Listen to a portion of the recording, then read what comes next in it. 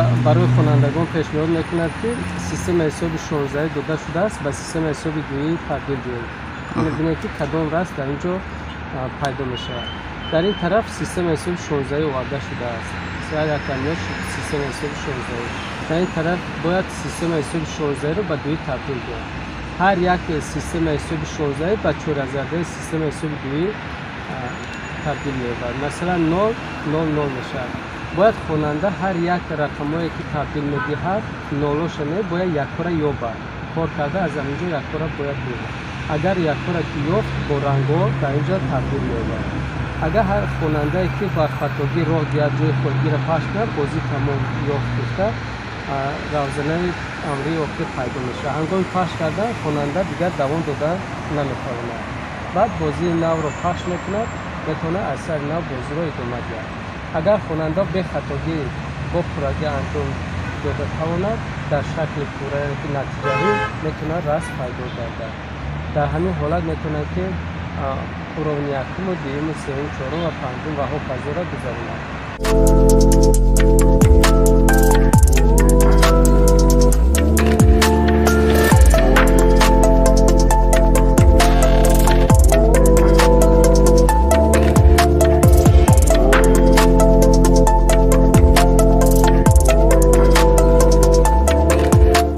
در مکتب میانه فعالیت کردم، کار میکردم، دیدم که خوانندگان کم رو میگیرن و کتاب خواندن.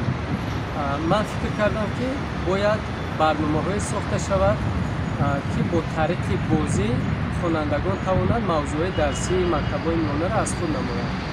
خوشبختانه ما یک بازی تعلیمی رنگ‌پوشانی برای رشد صلاحیت‌های خوانندگان در جریان تعلیم سیستم حساب که با یکی از زبان‌های مشهور زبان برنامه‌سازی سی شب هست روی کار آوردیم.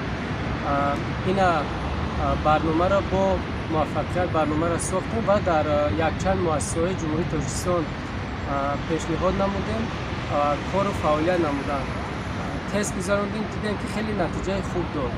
آن موضوعی که در مدت یک ماه دو ماه از خود میکنن میتونه با طریق همین بازی در مدت یک روز دو روز انا همون موضوعی که در مکتب میانه سیستم حسابی که در صنف 11 هست از خود نمایند. در یک دو روزی انا همین بازی را اجرا کردن.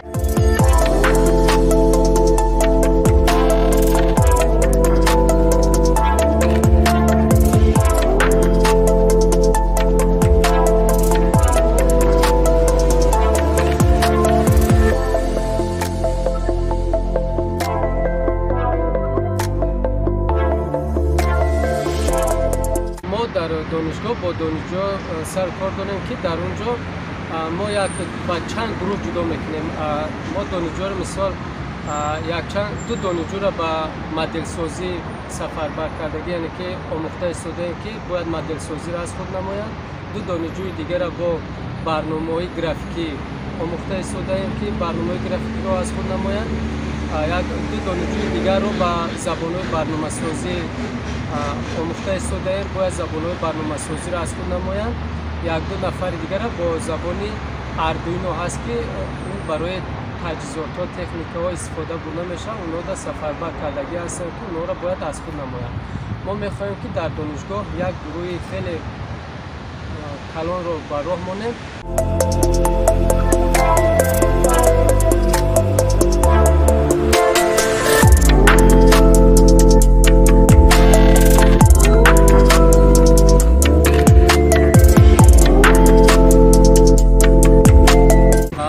میخوایم که در آینده یعنی که برنامه ها را در تجهیزات های نویسیم، کدنویسی کنیم که برای آموختن در دانشگاه ها و مکتب های میانه استفاده بوده شود. برای ما تجهیزات هایی نمیرسند که آنها را ما باید دسترس کنیم، یعنی که مدل های هستند، پروگرام ها، برنامه ها، تجهیزات هایی هستند که باید آنها به ما دسترس شود.